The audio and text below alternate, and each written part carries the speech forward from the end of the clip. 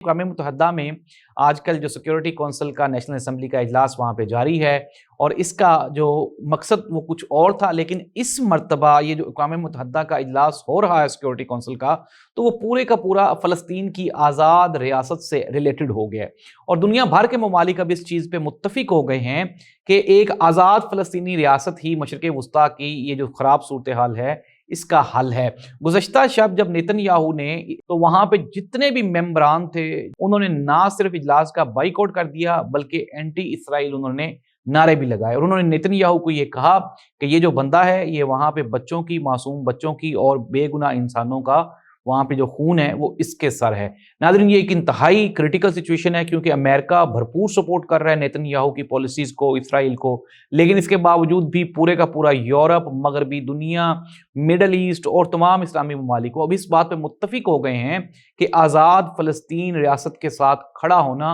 वो वक्त की ज़रूरत है। अगर इसराइल को ना रोका गया तो ये पूरी दुनिया का अमन तबाह कर देगा।